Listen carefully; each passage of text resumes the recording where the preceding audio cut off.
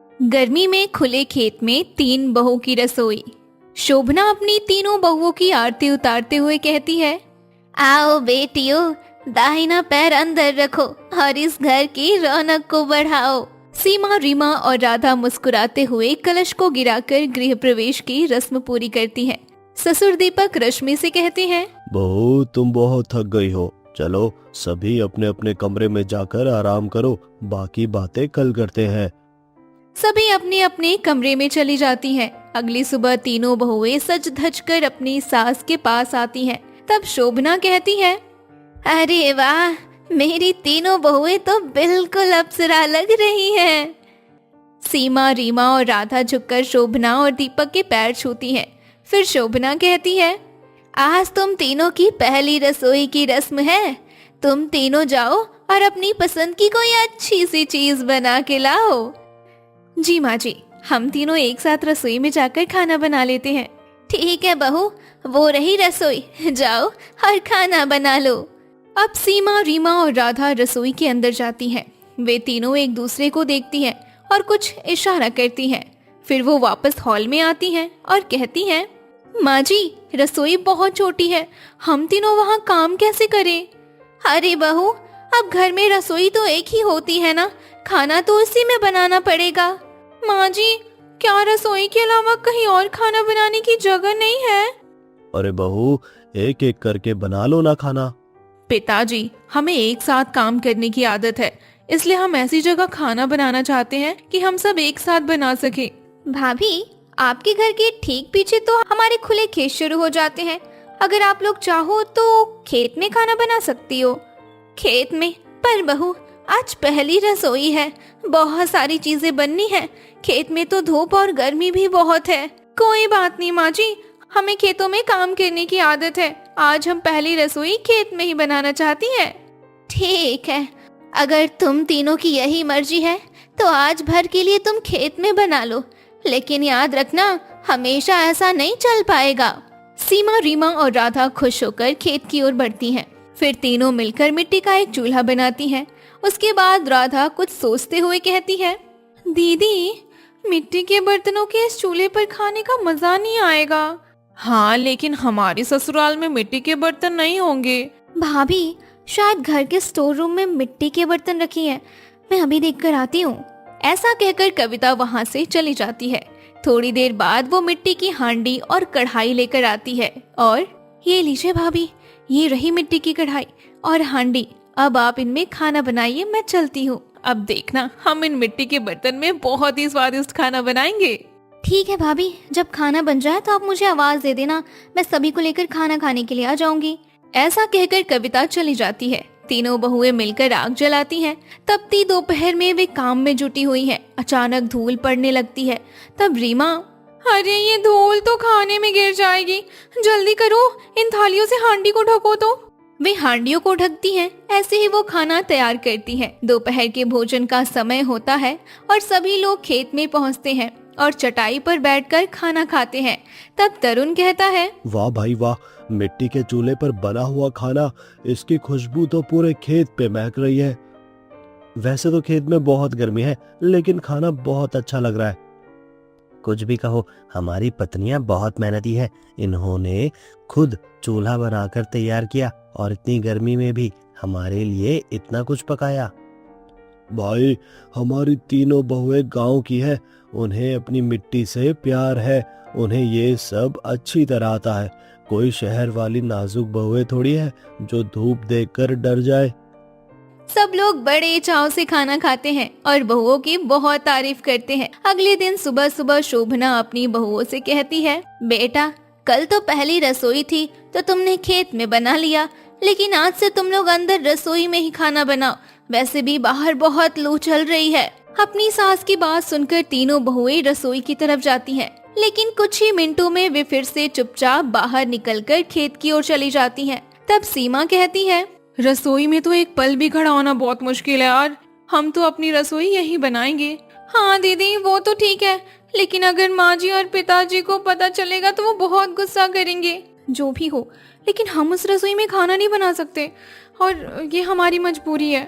हाँ राधा, तुम सही कह रही हो, इसलिए हमें यही खाना बनाना चाहिए। तीनों बहुएं फिर से गर्मी में खुले खेत में अपनी रसोई सजा लेती हैं और खाना बनाना शुरू करती हैं। तभी तरुण, अरुण और मोहन वहाँ पहुँचते हैं। अरुण कहता है, सीमा, तुम फिर यहाँ आ गई। पहली रसोई थी तो ठीक था, पर अब हर रोज यहाँ खाना बनाना पागलपन है। तुम लोग रसोई में खाना क्यों नहीं बनाती? वो रसोई बहुत छोटी है तरुण जी, वहाँ हम तीनों एक साथ काम नहीं कर पाती। यहाँ कम से कम हवा तो है। अरुण जी, हमने शादी से पहले वादा किया था कि हम कभी अलग काम नहीं करेंगे। हम जो भी करेंगे साथ करेंगे, और वैसे भी साथ में काम जल्दी हो जाता है। आप चिंता मत कीजिए, हमें गर्मी की आदत है। रसोई छोटी है तो तुम लोग बारी बारी से खाना बना लो ना, एक एक दिन काम बांट लो। तभी कविता वहाँ आती है और कहती है, भाभी खाना तैयार है ना? हाँ कविता, तैयार है। मैं माँ और बाबूजी को बुला लाती हूँ, सब यहीं साथ में बैठ के खाना खाएंगे। कविता जाती है और सबको बुला कर लाती है। शोभना जब देखती है कि बहुएं फिर से खेत में है तो वो गुस्सा होते हुए कहती है, अरे बहू, तुमने फिर यहाँ खाना बना लिया। मेरी बात का कोई मोल नहीं है क्या तुम लोग के लिए? माँ, भैया लोगों ने पहले ही बहुत कुछ सुना दिया है, अब आप भी शुरू मत हो। बेचारियों ने इतनी मेहनत की है, कम से कम शांति से खाना तो खा लो। अब सब लोग फिर से खेत में ही भोजन करते हैं, लेकिन आज धूप इतनी तेज थी कि पसीने के कारण किसी का मन खाने में नहीं लग रहा था। बाप रे, इतनी गर्मी है, इतनी तेज धूप है, यहाँ बैठकर खाना खाना भी अब मुश्किल सा लग रहा है। बहुओं, मैं आखिरी बार कह रही हूँ, ये खुले खेत वाली रसोई बंद कर दो अब। खाना खाने के बाद सभी लोग घर आ जाते हैं। अगले दिन रात में सीमा, रीमा और राधा ने खेत में ही खाना बनाया। रीमा अपनी बहनों से, दीदी, हमने पेड़ों के बीच ये छोटी सी लाइट लगा ली है और घास पर सुंदर चटाई बिछाई, कितना अच्छा लग रहा है ना? हाँ दीदी, आज तो गर्मी में खुले खेत में 3 बहुओं की रसोई देखकर सभी घर वाले खुश हो जाएंगे। थोड़ी देर बाद पूरा परिवार वहाँ आता है और वहाँ का माहौल देखकर दंग रह जाता है। तीनों सभी को देखकर, आइए सब लोग आइए। दोपहर में धूप थी ना, पर देखिए रात कितनी ठंडी और सुकून भरी है। वाह, ये तो किसी पिकनिक जैसा लग रहा है। सच में भैया, यहाँ तो बहुत अच्छा लग रहा है और खाने की खुशबू भी कितनी अच्छी है। तभी पास से गुजर रही पड़ोसन चंपा और कामनी वहाँ रुक जाती हैं।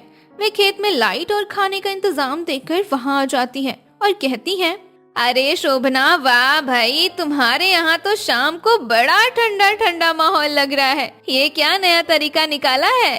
अरे कुछ नहीं चंपा, बस बहुओं का मन था कि आज चांदनी में खाना खाएं। तुम भी आओ, तुम भी 2 निवाले खा लो। और क्यों नहीं, पर शोभना, इनसे खेतों में क्यों रसोई करवा रही हो? घर में रसोई नहीं है क्या? चाची, खुले खेत में खाना बनाने का अपना ही आनंद है, आप खाकर तो देखिए। ऐसा कहकर तीनों बहुएं सभी के लिए खाना परोस देती हैं। सभी लोग बैठकर खाना खाने लगते हैं। चंपा खाना खाकर कहती है, अरे वाह, तुमने तो सचमुच बड़ा ही स्वादिष्ट खाना बनाया है। हाँ सचमुच, मिट्टी के चूल्हे पर और मिट्टी के बर्तन में बना हुआ खाना बहुत ही स्वादिष्ट लग रहा है। वो तो ठीक है, लेकिन बहू को उस तरह खुले में खाना बनाना ठीक नहीं है। उन्हें रसोई में ही खाना बनाना चाहिए। खाना खाकर दोनों चली जाती हैं। जल्द ही पूरे कॉलोनी में ये बात फैल जाती है कि गर्मी में खुले खेत के बीच बहुओं की रसोई बड़ी ही मुश्किल से चल रही है। एक दिन चंपा और शोभना से कहती है, अरे ओ शोभना बहन, ये हम क्या सुन रहे हैं? हाँ शोभना, क्या बात है? तुम अपनी बहुओं से इस चिलचिलाती गर्मी में खुले खेत में खाना क्यों बनवा रही हो? बेचारियों का रंग काला पड़ गया है, पसीने से तरबतर रहती हैं। क्या तुम्हारे घर में जगह इतनी कम? अरे चंपा, तुम लोग गलत समझ रही हो। मैं तो खुद उन्हें मना करती हूँ, पर वो तीनों मानते ही नहीं है। वो कहती हैं कि उन्हें खेत में ही अच्छा लगता है। क्यों झूठ बोल रही हो शोभना? सच सच बताओ ना कि तुम कंजूस हो गई हो। आजकल गैस सिलेंडर के दाम बढ़ गए हैं और गांव में सप्लाई की भी दिक्कत है, तो क्या सिलेंडर बचाने के लिए तुम बहुओं को धूप में जला रही हो? देखो शोभना, बहुएं भी इंसान होती हैं, उनके बारे में भी तो सोचो। अगर गांव के मुखिया तक ये बात पहुंची तो तुम्हारी बहुत बेइज्जती होगी। हम तो सहेली होने के नाते तुमको समझा रहे हैं। चंपा और कामनी ताना मारकर चली जाती हैं। शोभना सीधे खेत की ओर जाती है, जहाँ सीमा, रीमा और राधा खाना बना रही हैं। शोभना तीनों से कहती है, ये सब क्या नाटक लगा रखा है तुम तीनों ने? पूरा गांव मुझे कसाई कह रहा है। लोग कह रहे हैं कि मैं सिलेंडर बचाने के लिए तुम्हें धूप में पका रही हूँ। माँ जी, हम तो बस अपनी खुशी से। चुप रहो, तुम्हारी इस खुशी में मेरी नाक कटा दी है। आज के बाद अगर यहाँ एक भी चूल्हा जला तो मुझसे बुरा कोई नहीं होगा। अंदर चलो तुम लोग। तीनों बहुएं खामोश हो जाती हैं। शाम को जब पति काम से लौटते हैं, तरुण अपने कमरे में जाता है जहाँ सीमा उदास बैठी है। सीमा, माँ सही तो कह रही है। तुम लोग ये खुले में खाना बनाना बंद क्यों नहीं कर देती? देखो, गांव वाले माँ को कितना सुना रहे हैं। तरुण जी, मैं आपको कैसे बताऊं कि मैं उस रसोई में सिलेंडर के पास खड़ी भी नहीं हो सकती। दूसरे कमरे में अरुण और रीमा के बीच भी यही बहस चल रही है। रीमा, आज तो माँ को बहुत बुरा लगा होगा। लोग उन्हें कंजूस कह रहे हैं। क्या तुम्हें सच में धूप में पकना इतना पसंद है? कल से रसोई में ही काम करना। इन्हें कैसे समझाऊं कि हम चाहकर भी ऐसा नहीं कर सकते। तीसरे कमरे में भी मोहन राधा को समझाने की कोशिश कर रहा है। राधा, मुझे विश्वास है कि आज के बाद तुम वहाँ खाना नहीं पकाओगी। मैं इन्हें क्या बताऊं कि हम चाहकर भी रसोई में खाना नहीं बना सकते। इस गर्मी में खुले खेत में 3 बहुओं की रसोई रखना हमारी मर्जी नहीं, मजबूरी है। अगली सुबह सीमा, रीमा और राधा फिर से खुले खेत में जाकर रसोई बनाने लगती हैं। तभी कविता वहाँ आती है और उन्हें यूं रसोई बनाता देखकर कहती है, अरे भाभी, आप लोग फिर से यहाँ खाना पका रही हो। भाभी, अगर पकना ही है तो पको, हम तो आज खाना यहाँ नहीं खाएंगे। ठीक है कविता, तुम लोग मत आना, हम खाना बनाकर अंदर ले जाएंगे, पर हम बनाएंगे यहीं। ये सुनकर कविता चली जाती है। तीनों फिर से खेत में चूल्हा जलाती हैं। तब रीमा अपनी बहनों से कहती है, जल्दी कर राधा, ये धूप तो हमारा रंग जला रही है। हाँ सीमा दीदी का तो माथा भी सूज गया गर्मी से। जल्दी जल्दी बना, आज तो खाना अंदर भी पहुँचाना है। काश हम इन लोगों को अपने यहाँ खाना बनाने की मजबूरी के बारे में बता सकते। जो हो ही नहीं सकता उसके बारे में बात करने का क्या फायदा। हमें अपना काम जल्दी खत्म करना होगा। वे खाना तैयार करके बर्तनों को ढककर अंदर डाइनिंग टेबल पर सजाती हैं। पूरा परिवार वहां बैठता है। सभी खाना खाते हैं। खाना खाकर दीपक कहता है, ये क्या है? दाल में धूल और किरकिराहट है। कितनी बार कहा है कि बाहर खाना मत बनाओ, पर तुम तीनों की जिद के आगे सब बेकार है। सीमा, तुम लोग वाकई बहुत जिद्दी हो। माँ की इज्जत की तुम्हें परवाह नहीं, और अब खाने में मिट्टी खिला रही हो। किसी की सुनती क्यों नहीं हो तुम लोग? माँ, ये लोग नहीं सुधरेंगे। इन्हें शौक है बाहर जलने का। राधा, दाल हटा लो, इसमें तो धूल ही धूल है। कम से कम सब्जी परोस दो, और भगवान के लिए अब ये बात मान लो कि कल से खाना अंदर ही बनेगा। हम ध्यान से बनाएंगे, अब कल से मिट्टी नहीं पड़ेगी। हम चूल्हे को और ढक देंगे। सभी लोग किसी तरह खाना खाते हैं। शाम को तीनों बहुएं लकड़ियां कम होने पर गांव के टाल की ओर जाती हैं। रास्ते में औरतों का झुंड उन्हें घेर लेता है। हे भगवान सीमा, तुम लोग क्यों इतनी गर्मी में खुले खेत में खाना बनाती हो? क्या शोभना तुम पर जुल्म कर रही है? हमें बताओ बेटा, क्या बात है? तुम लोग इतनी सुंदर थी, अब कैसे ही दिखने लगी हो? कोई परेशानी है क्या? नहीं चाची, हमारे ससुराल वाले बहुत अच्छे हैं। हमें कोई परेशान नहीं करता।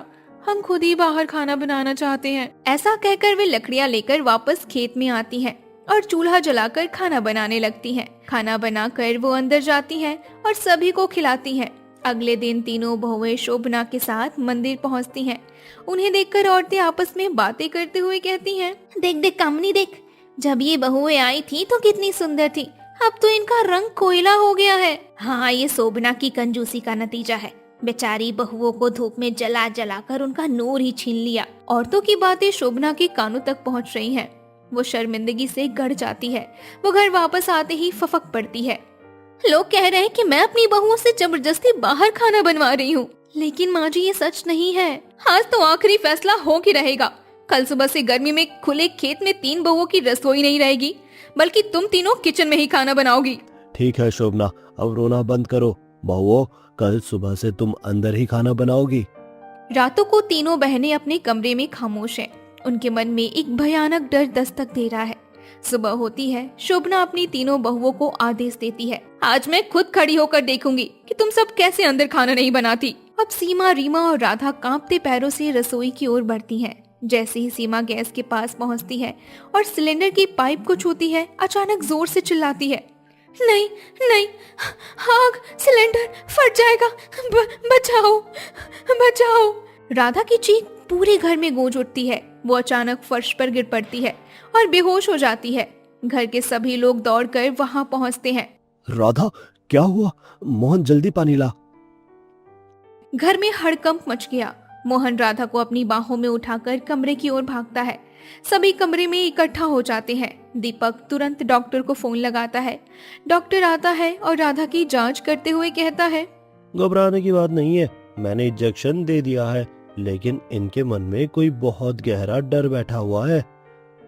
ये क्या कह रहे हैं डॉक्टर साहब? जी हाँ, ऐसा लगता है जैसे किसी चीज को देखकर इनका मानसिक संतुलन बिगड़ गया और ये सदमे में चली गई। ऐसा कहकर डॉक्टर चला जाता है। डॉक्टर के जाने के बाद राधा धीरे धीरे अपनी आंखें खोलती है। तब दीपक कहता है, बेटा, अब तो सच सच बता दो, क्या बात है? तुम तीनों रसोई में खाना क्यों नहीं बनाती?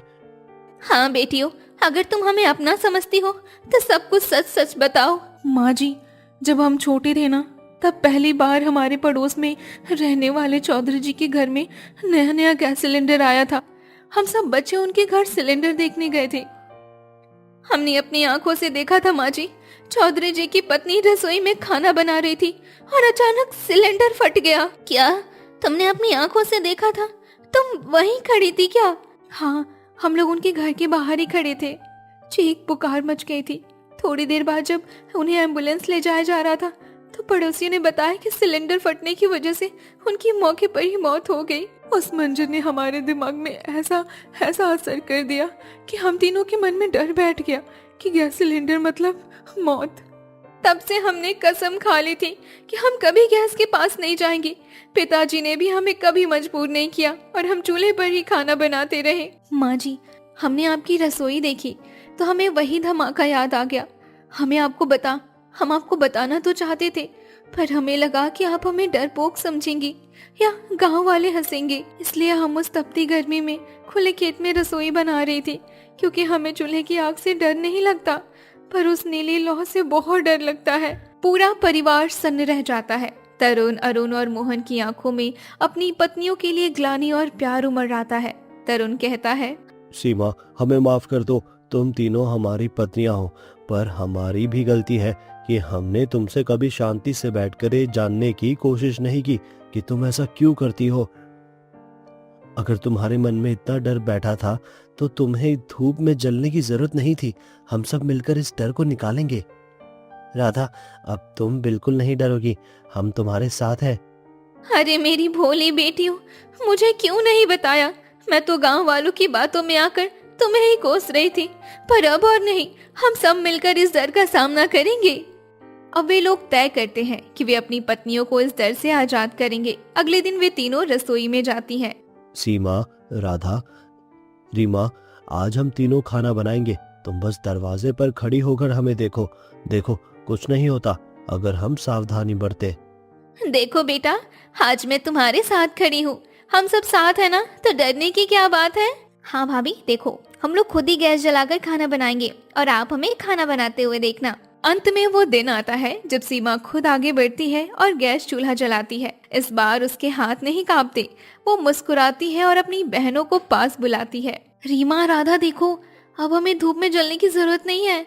हमारे परिवार का प्यार इस आग से कहीं ज्यादा बड़ा है। हाँ दीदी, हम तीनों मिलकर इस गैस का सामना कर सकती हैं और इस पर खाना भी बना सकती हैं। अब गर्मी की दोपहर है, लेकिन नजारा तो बदल चुका है। खुले खेत में अब कोई चूल्हा नहीं जलेगा।